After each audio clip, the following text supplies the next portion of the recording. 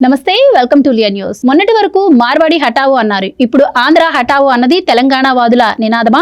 ఎందుకు అంటే నిన్నటి నుంచి గాన గంధర్వుడు బాలసుబ్రహ్మణ్యం గారి విగ్రహ ప్రతిష్టపై జరుగుతున్నటువంటి రచ్చ మనం చూస్తూ ఉన్నాం.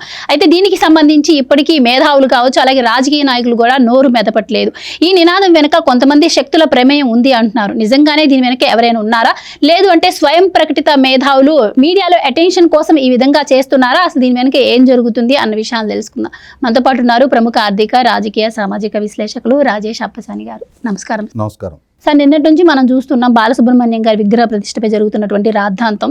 దీన్ని మీరు ఏ విధంగా చూస్తారు? ఆంధ్రుడి విగ్రహం మా తెలంగాణలో ఎలా పెడతారు అంటున్నారు, మీరేం చెప్తారు? ఇప్పుడు మనకి సహజంగా కుక్క ఎవరినైనా కరిచిందనుకో అది పెద్ద వార్త కాదు, సంచలనం కాదు. అదే ఒక వ్యక్తి కుక్కను కరిచాడు అనుకో అది గొప్ప సంచలనాత్మక వార్తగా ఫలానా రాష్ట్రంలో ఫలానా ఊర్లో ఫలానా వ్యక్తి కుక్కను కరిచాడు అని చెప్పని దేశవ్యాప్తంగా చర్చనీయాంశం ఉంది. ఇవాళ ఎస్పి బాలసుబ్రహ్మణ్యం గారి విగ్రహం రవీంద్ర భారతిలో ప్రతిష్ఠ చేయాలి అనుకున్నారు.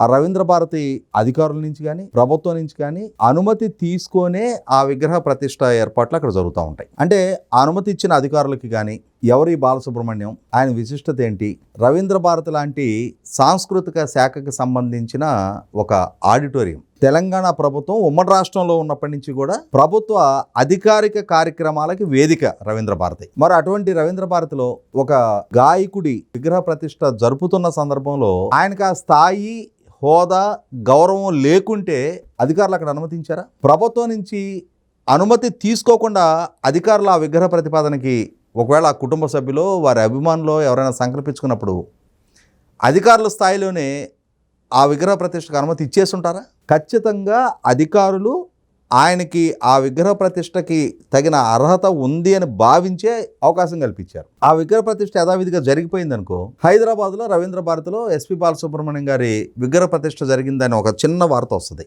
అదే ఇప్పుడు ఈ పృథ్వీరాజ్ లాంటి వాళ్ళు అక్కడికి వచ్చి దాన్ని వివాదాస్పదం చేసి ఈయన ఆంధ్రోడు ఇక్కడ పెట్టాల్సిన అవసరం ఏంటి అని దాన్ని వివాదాస్పదం చేశారనుకో ఇతను హైలైట్ అవుతాడు. ఎస్పి బాలసుబ్రహ్మణ్యం గారి ఘనత ఏంటి, ఆయన గొప్పతనం ఏంటనేది ఇప్పుడు కొత్తగా ఇప్పుడేం చర్చనీయాంశం చేయాల్సిన నెస్టీ లేదు. దశాబ్దాల తరబడి ఆయన కెరీరు, ఆయన ట్రాక్ అనేది ప్రూవెన్ ఫ్యాక్టర్. దేశవ్యాప్తంగా 40,000కి పైగా పాటలు పాడిన ఒక గాయకుడు, దేశంలో ఉన్న అన్ని అధికారిక భాషల్లో కూడా పాటలు పాడిన గాయకుడు, మరి దశాబ్దాల తరబడి భారతదేశంలో అన్ని ప్రముఖ భాషల సినిమాల్లో కానీ ప్రైవేటు ఆల్బమ్స్ కానీ ఇవాళ మనం ఒక ట్రావెల్ చేస్తూ ఒక ఎఫ్ఎం పెట్టినా లేదు మన దగ్గర ఉన్న పెన్ డ్రైవ్ ద్వారా ఇన్సర్ట్ చేసుకొని బ్లూటూత్ ద్వారా ఒక పాటలు విన్నా మనకి వినిపించేది ఆయన గొంతే. ఆయన్ని ప్రజల మనసుల్లో నుంచి దూరం చేయడం ఎవరి వల్ల కాదు.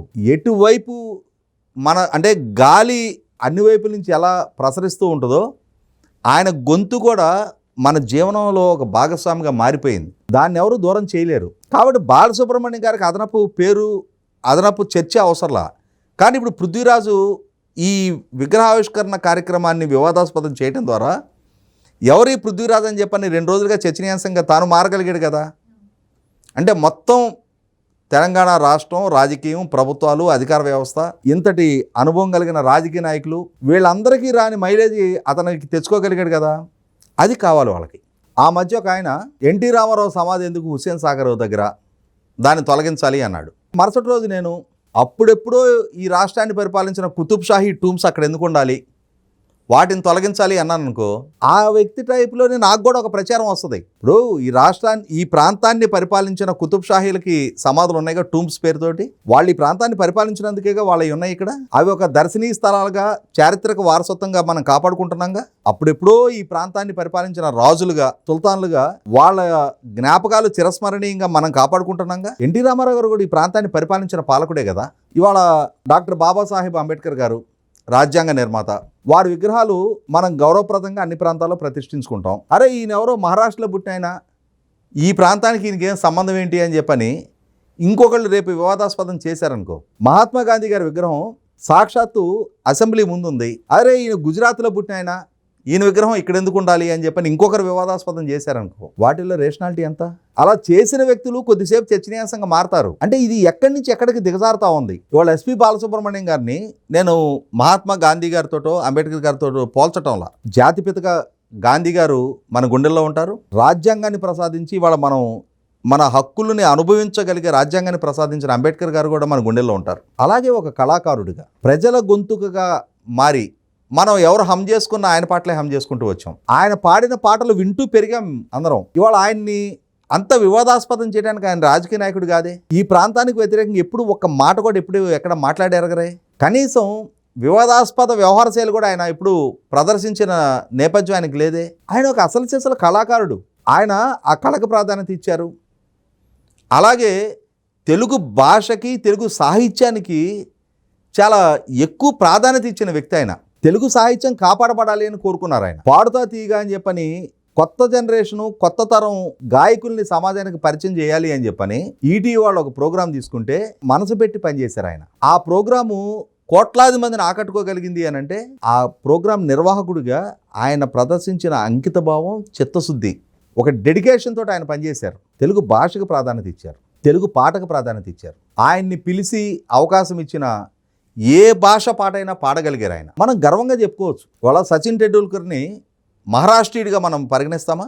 భారతరత్న నుంచి గౌరవించుకున్నాం.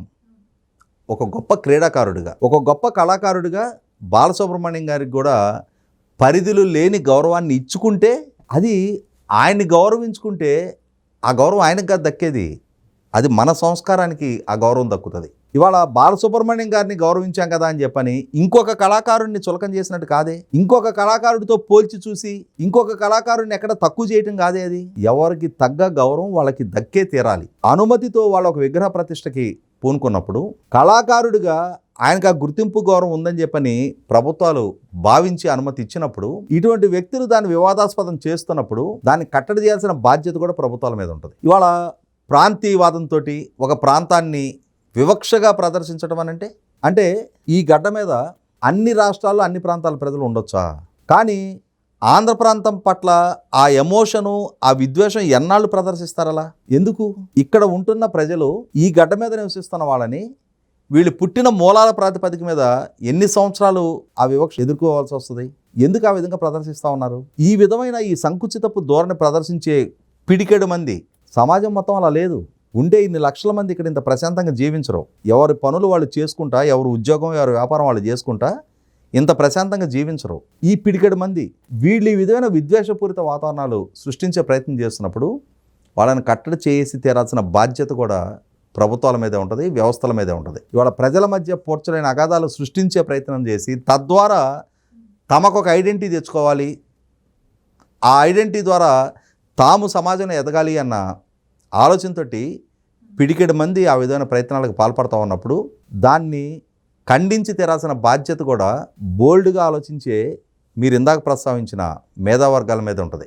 Right sir, thank you so much అండి. Please subscribe to Leo news for more videos.